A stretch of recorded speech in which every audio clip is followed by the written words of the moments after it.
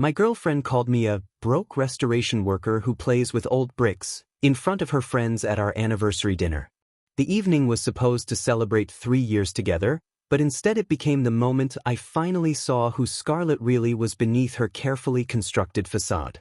I'd spent weeks planning what I thought would be a perfect anniversary celebration at Celestial Heights, Phoenix's most exclusive rooftop steakhouse where the city sparkled below us like scattered diamonds and reservations required either connections or a 2-month wait. As a 29-year-old historical preservation specialist, I understood the value of creating lasting memories the same way I approached restoring century-old buildings, with patience, attention to detail, and genuine care for what mattered. The reservation alone had required calling in a favor from Margaret Chen, whose 1920s Spanish colonial mansion I'd spent 8 months carefully restoring to its original grandeur, and I'd been saving money for 3 months to afford an evening that would cost nearly a week's salary. When Scarlett arrived wearing the emerald dress I'd complimented months earlier, bringing along her 4 closest friends as requested, I initially felt proud to be celebrating with people who mattered to her. The rooftop setting was magnificent, wrought iron railings I could appreciate for their authentic craftsmanship,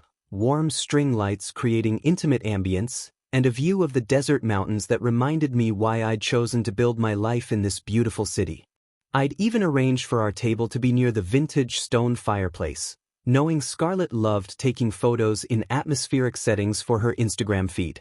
Everything seemed perfect until her friends began their usual ritual of comparing their boyfriend's financial achievements like they were trading baseball cards, each story designed to one-up the previous accomplishment.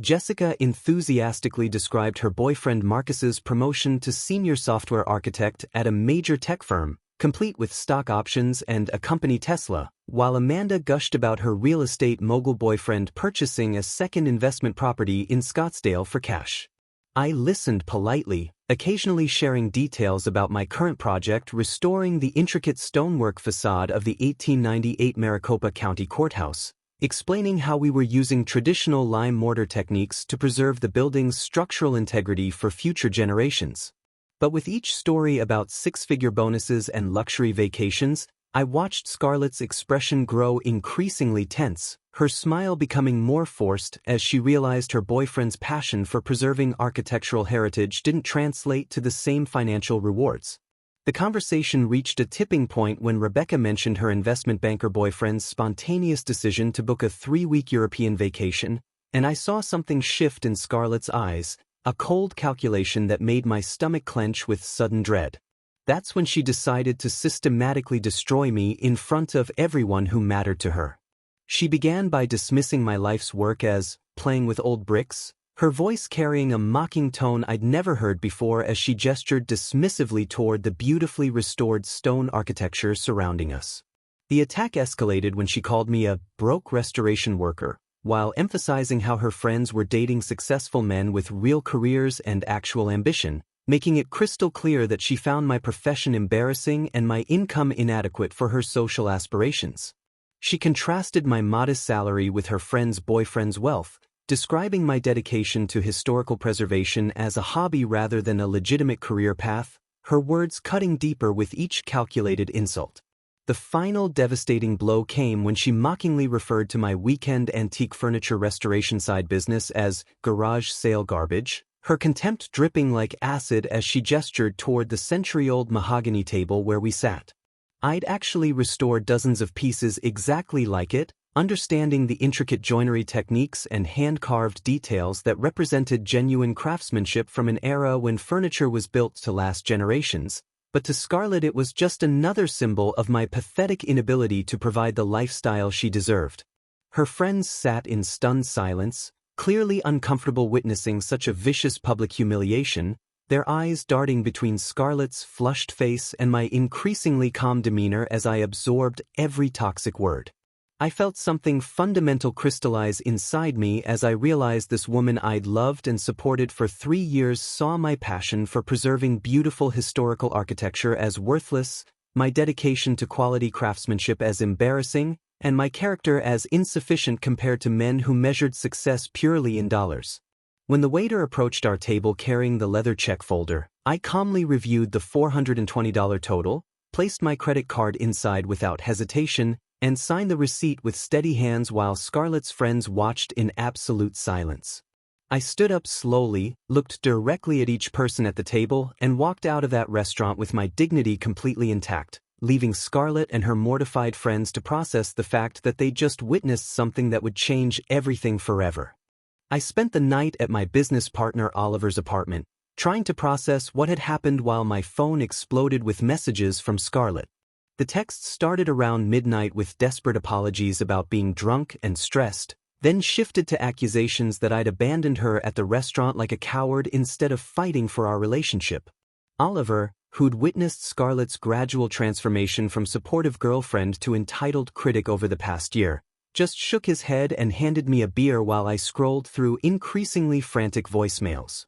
The next morning, I decided to channel my energy into something productive and started making calls to previous clients about custom furniture restoration projects I'd been putting off. Mrs. Rodriguez wanted her grandmother's dining set refinished, the Hendersons needed their antique armoire repaired after their move, and 3 other families had pieces collecting dust in storage because they couldn't afford my services during the pandemic. I scheduled building assessments for 2 historic properties and a consultation with the city planning department about a potential courthouse renovation contract, realizing that focusing on work was exactly what I needed to regain my sense of purpose. By afternoon, my phone had logged 37 missed calls and 62 text messages from Scarlett, ranging from tearful apologies to angry demands that I stop being childish and come home to discuss things like adults. The breaking point came when she showed up at my inherited Victorian house around dinner time, pounding on the front door and shouting about being locked out of her own home while neighbors watched from their porches.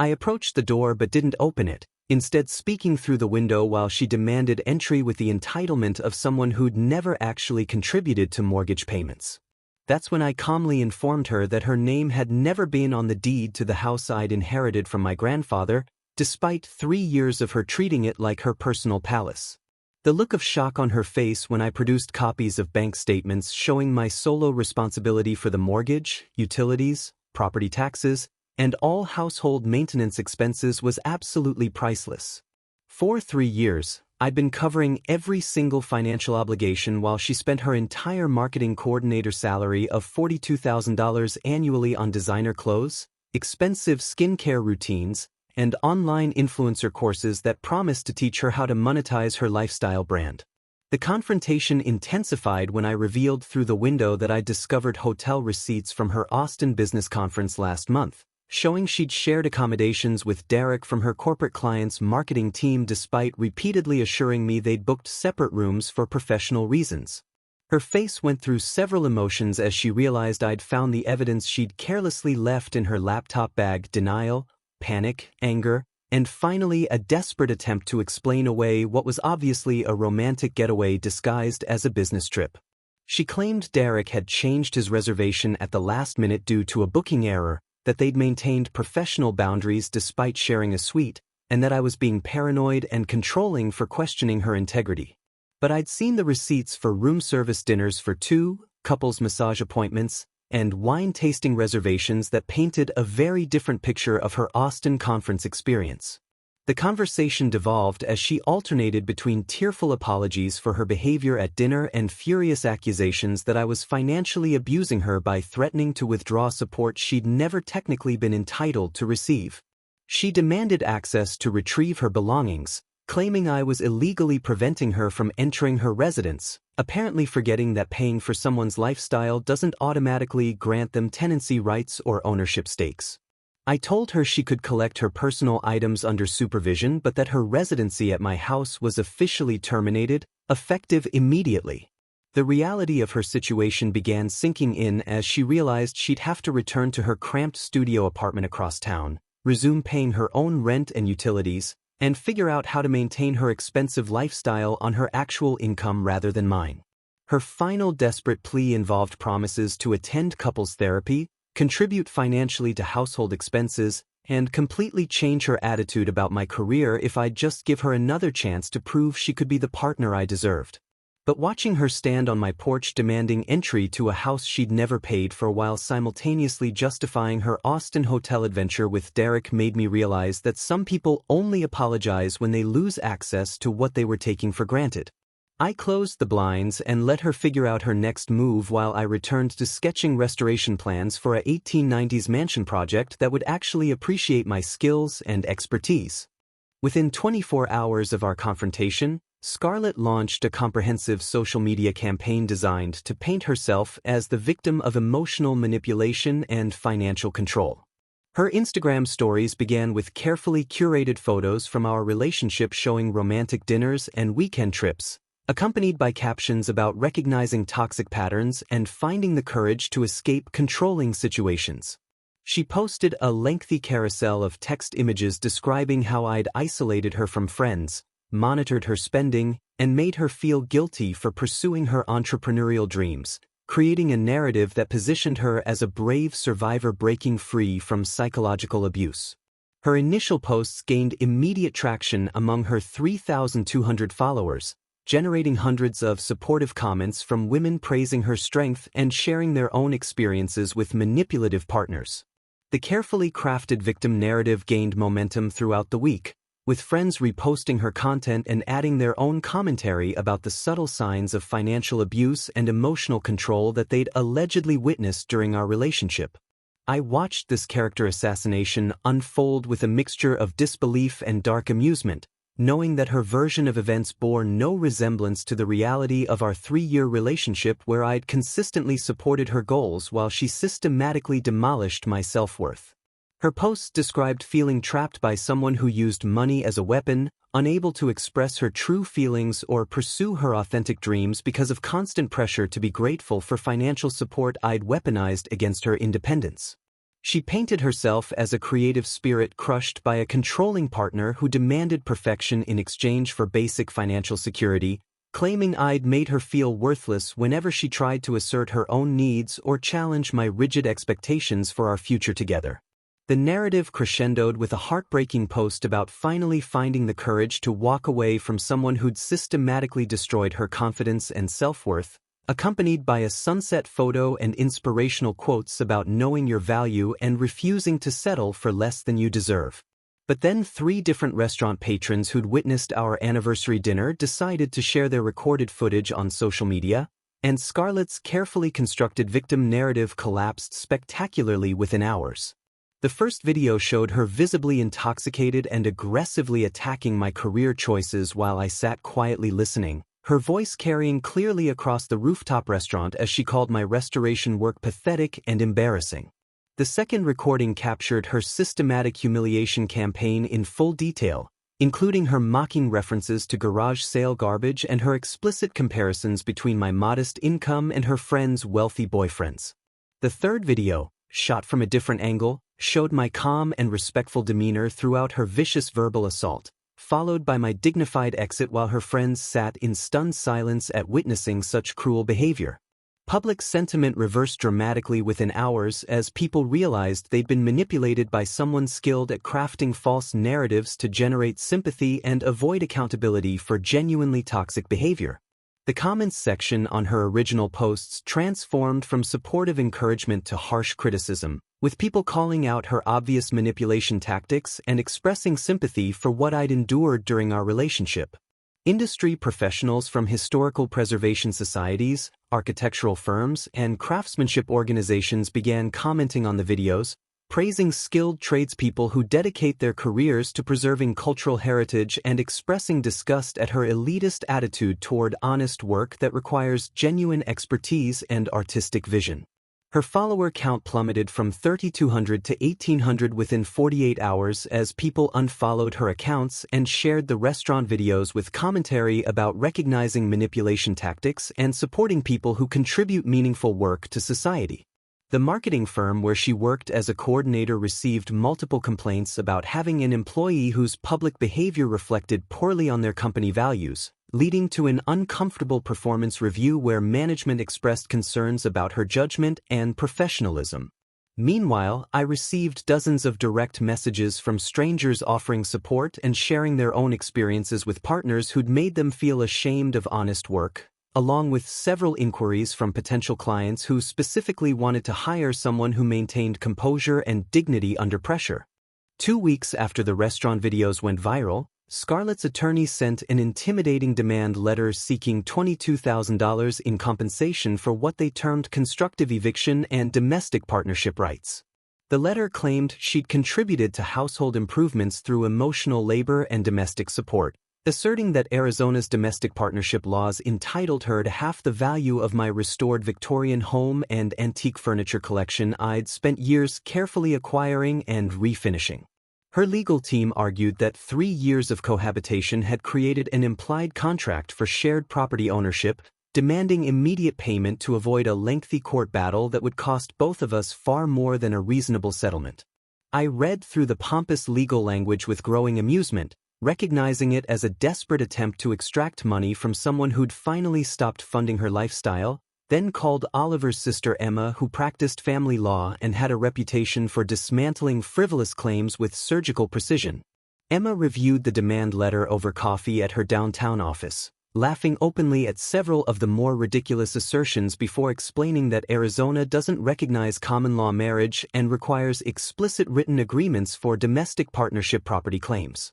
She drafted a response that systematically destroyed each argument while attaching the viral restaurant videos as evidence of defamation, pointing out that Scarlett's public statements about my character and career could actually form the basis for a countersuit if she continued pursuing frivolous legal action. The response also included a detailed timeline of financial contributions showing that I'd paid 100% of all household expenses while Scarlett contributed nothing beyond her physical presence, effectively demolishing any claims about partnership or shared investment in property improvements. Emma offered to handle the entire case in exchange for restoring an antique oak desk set that had belonged to her great-grandmother, understanding that quality craftsmanship was far more valuable than the inflated hourly rates most attorneys charged for basic legal work. Meanwhile, Scarlett's professional life began unraveling as the viral videos reached her workplace and triggered a formal investigation by the Corporate Compliance Department.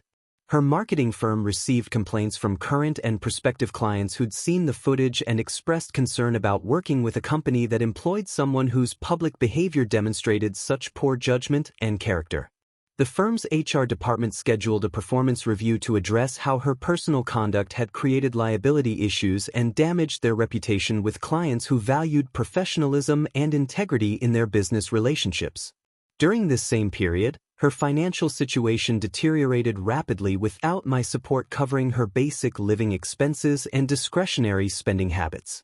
Her leased Audi was repossessed when she fell 3 months behind on payments, forcing her to rely on rideshare apps and public transportation while searching for a more affordable living arrangement. She moved from her trendy studio apartment into a cramped one-bedroom unit in a less desirable neighborhood, downsizing her lifestyle dramatically while starting a lifestyle blog called Desert Rose Living that she hoped would generate income through sponsorship deals and affiliate marketing. The blog attracted only 180 followers after 3 months of daily content creation, generating zero revenue while consuming hours of her time that could have been spent developing actual professional skills or pursuing meaningful career advancement. The irony of her situation became apparent when multiple potential clients contacted me specifically because of how professionally I'd handled the public humiliation at the restaurant, with several wealthy homeowners stating they wanted someone who maintained composure under pressure working on their family's historic estates and valuable antique collections. One particularly lucrative contract came from a Phoenix hotel magnate who'd seen the videos and appreciated my dedication to preserving architectural heritage, offering me a 6-figure renovation project for his collection of historic properties throughout Arizona and New Mexico. These new opportunities represented everything Scarlett had mocked about my career while proving that integrity and professional expertise were valued far more than the shallow social media influence she'd spent years trying to cultivate through borrowed money and manufactured lifestyle content. Within 3 months of our breakup, my expanded business Heritage Craft Restorations had secured a $180,000 contract with the city's historic district for comprehensive building preservation work and established partnerships with 3 luxury hotels throughout Arizona that needed authentic antique furnishings for their historic properties. The contract involved restoring the facades of 12 buildings constructed between 1890 and 1925, requiring specialized knowledge of period-appropriate materials and traditional construction techniques that I'd spent years developing through careful study and hands-on experience. Working with the City Planning Department and Historical Society, I created detailed restoration plans that would preserve the architectural integrity of Phoenix's downtown core while meeting modern safety standards and accessibility requirements. The hotel partnerships emerged after several property managers saw my work featured in Arizona Heritage Magazine, recognizing that authentic restored antique furniture created a more compelling guest experience than mass-produced reproduction pieces that lacked character and craftsmanship. During this period of professional expansion, I received an unexpected call from Derek, the corporate client from Scarlett's Austin conference, who wanted to discuss something important about their business trip together. We met at a downtown coffee shop where Derek explained that he'd been researching my restoration work online after seeing the viral restaurant videos, initially curious about the man Scarlett had described so differently during their Austin encounter. Derek revealed that throughout their conference weekend, Scarlett had portrayed our relationship as emotionally abusive and financially controlling, claiming I was stuck in the past and emotionally unavailable while systematically destroying her confidence and self-worth. She'd made aggressive romantic advances throughout their time together, insisting that I didn't appreciate her properly and that she deserved someone who understood her ambitious vision for the future. Derek admitted he'd been initially attracted to her confidence and apparent independence, but became uncomfortable when she started fabricating increasingly elaborate stories about my controlling behavior to justify pursuing a relationship with him. The final straw came when she suggested they extend their stay and book couples activities, making it clear she was using him as a replacement rather than genuinely interested in building something meaningful together. Derek's rejection of her advances after researching my actual work and seeing our relationship photos had obviously triggered the displaced humiliation and rage that led to her vicious attack at our anniversary dinner. He expressed genuine admiration for my restoration projects and apologized for his brief involvement in the situation, explaining that he'd realized too late that Scarlett was manipulating both of us for different purposes. Through mutual acquaintances and social media updates I occasionally glimpsed, I learned that Scarlett's life continued deteriorating without the financial foundation I'd provided for 3 years. She'd been forced to take a position at a home goods chain store for $13 per hour after her marketing firm eventually terminated her employment following additional client complaints about her online presence and professional judgment. Her cramped apartment situation became even more precarious when she fell behind on rent and utilities, forcing her to move back in with her mother in a working-class neighborhood 30 miles outside Phoenix where she'd grown up. The lifestyle blog Desert Rose Living that she'd hoped would generate influencer income had completely failed after 4 months, attracting fewer than 200 followers and producing zero revenue despite her daily content creation efforts and desperate attempts to secure brand partnerships. The contrast between our trajectories became dramatically apparent when Architectural Digest contacted me about featuring my restoration of the historic Pemberton Mansion in their upcoming Southwest Design issue, bringing national recognition to my work and generating inquiries from potential clients in California, Colorado, and New Mexico. The magazine's spread would showcase not only the technical aspects of historical preservation but also the artistic vision required to balance authenticity with modern functionality, highlighting exactly the kind of specialized expertise that Scarlett had dismissed as worthless garage sale work during her public humiliation campaign. 5 months after our anniversary dinner catastrophe, Scarlett began sending increasingly desperate messages from different phone numbers and borrowed accounts after I'd blocked her usual contacts. Her texts started with careful explanations about how much her mother was charging her for rent, how she was facing potential eviction from their cramped apartment, and how her lifestyle blog had failed to generate any revenue after 4 months of daily content creation. She painted herself as drowning financially and emotionally, promising comprehensive public retractions of everything she'd posted about me, therapy sessions to address her toxic behavior, and complete accountability for the pain she'd caused if I could provide temporary financial assistance to help her get stable before disappearing from my life forever. Reading these messages, I found myself remembering some genuinely happy moments from our 3 years together, particularly from our early relationship when she'd seemed genuinely enthusiastic about my restoration work and would proudly show friends photos of furniture pieces I'd refinished for her apartment.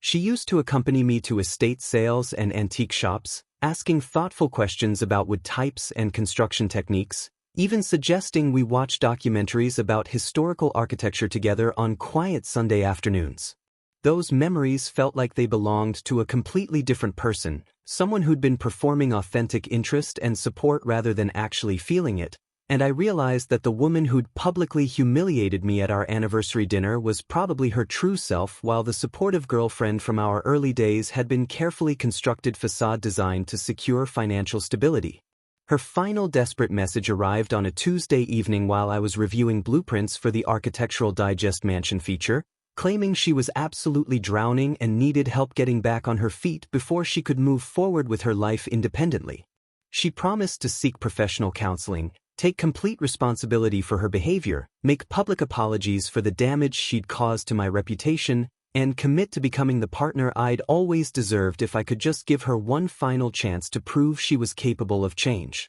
I stared at her message for a long moment, considering the possibility that people could genuinely transform themselves after hitting rock bottom, remembering the woman who used to trace her fingers along the restored wood grain of antique furniture while asking me to explain the historical significance of different joinery techniques. When I suggested she could apply at Target since they valued organizational skills and were usually hiring people with retail experience, her response revealed that absolutely nothing fundamental had changed about her character or priorities. Her final message accused me of becoming heartless and cruel, stating that the man she'd loved would never abandon someone he'd cared about in their time of greatest need, completely ignoring that she'd voluntarily destroyed our relationship by publicly attacking my career and pursuing another man behind my back. I realized she was still trying to manipulate me by appealing to the version of myself that had enabled her entitled behavior for 3 years, the guy who'd prioritized her comfort and happiness over my own self-respect and financial stability.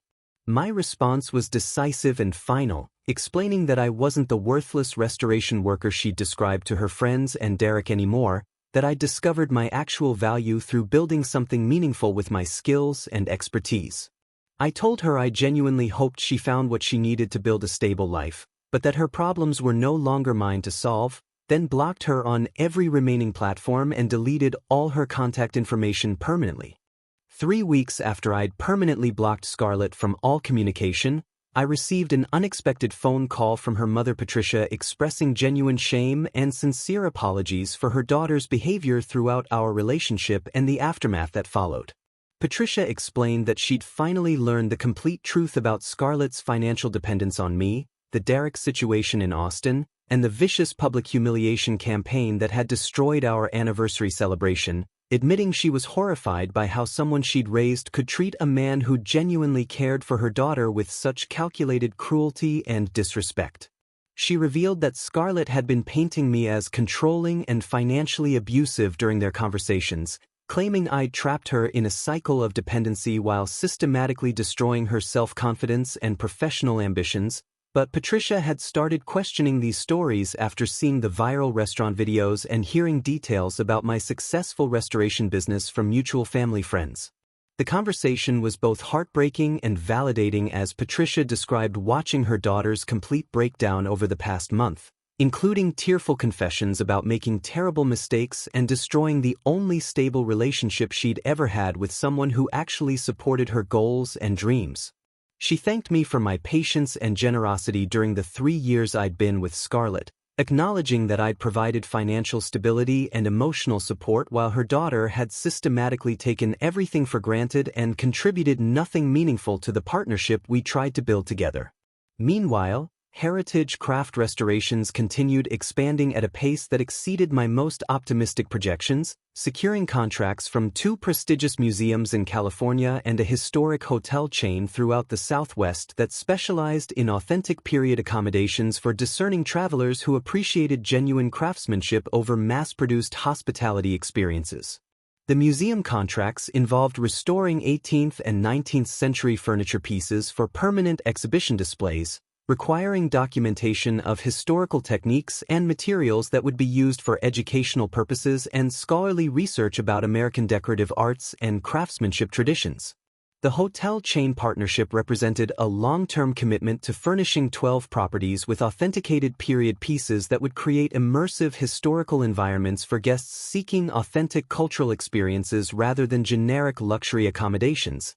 establishing my business as a recognized authority in hospitality design that valued historical accuracy and artistic integrity. The success required hiring 3 apprentices to handle the increased demand, including 2 recent graduates from traditional woodworking programs who were eager to learn restoration techniques that preserved historical craftsmanship methods while meeting contemporary safety and durability standards. 6 months after blocking Scarlett permanently, I encountered her loading discount cleaning supplies into a damaged 2016 Toyota Camry in the parking lot of a warehouse store where I'd gone to purchase specialized wood finishing materials for the museum project. She looked completely different from the confident woman who'd once treated my Victorian house like her personal palace, wearing a faded retail uniform and moving with the exhausted resignation of someone whose circumstances had fundamentally changed in ways she'd never anticipated or prepared for psychologically. When she noticed me approaching my new Heritage Craft Restorations Company truck with its professional vinyl decals reading,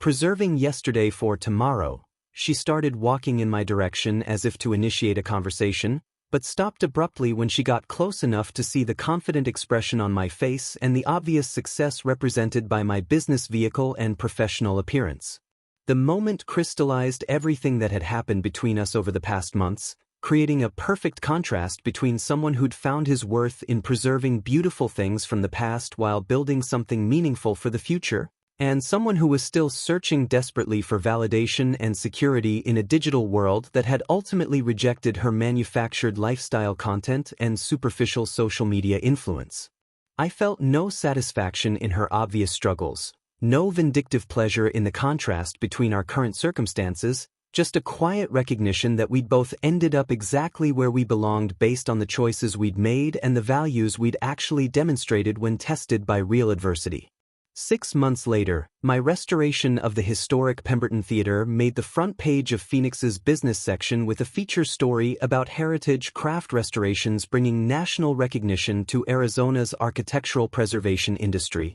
complete with professional photographs showcasing the intricate woodwork and period-appropriate details that had required 8 months of painstaking research and skilled craftsmanship to achieve. The article generated inquiries from potential clients in 4 different states and led to an invitation to speak at the National Trust for Historic Preservation's annual conference about innovative techniques for balancing historical authenticity with modern accessibility requirements in commercial restoration projects. That evening, Scarlett's former best friend Maya shared the newspaper article on social media with a caption that perfectly captured the irony of our entire story, writing, "Some people really do get what they deserve, the good ones and the bad ones," unknowingly delivering the final validation that my decision to preserve my dignity instead of my relationship had been absolutely correct from the beginning.